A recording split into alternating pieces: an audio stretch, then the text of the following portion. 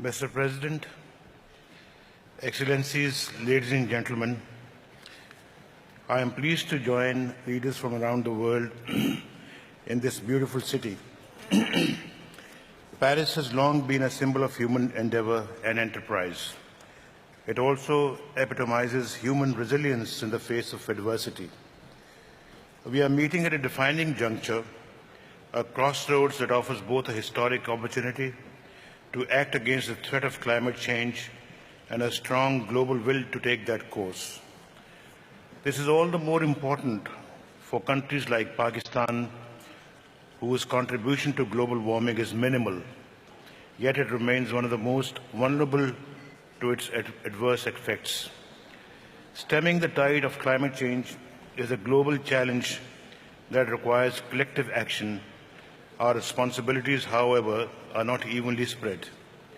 States with deep carbon footprints and history of large emissions should take the greatest responsibility in redressing the situation. Pakistan believes that a comprehensive and meaningful climate change agreement must be anchored around the principle of common but differentiated responsibilities. The agreement should be cognizant of the needs of the developing countries in pursuit of economic growth and development. It should also be holistic in scope and ambition by taking a balanced view between mitigation and adaptation aspects. An effective loss and damage mechanism also needs to be incorporated into the agreement. Pakistan is committed to the cause of reducing global emissions. Several mitigation initiatives, including promotion of affordable renewable technologies, measures towards energy efficiency, implementation of mass transport systems, and expansion of hydroelectrical potential are already part of our development strategy.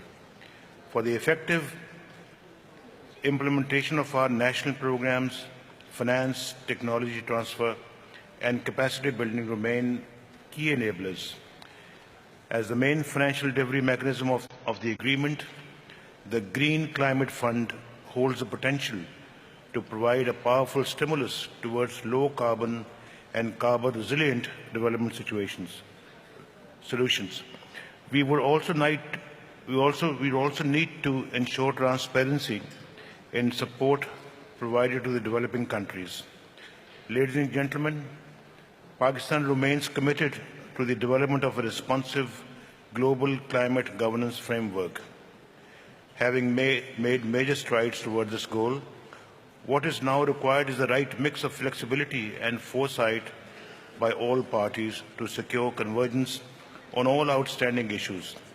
In our deliberations today, we are encouraged by the positive affirmation of support to this objective.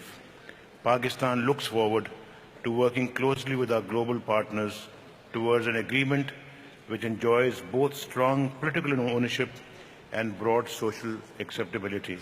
I thank you.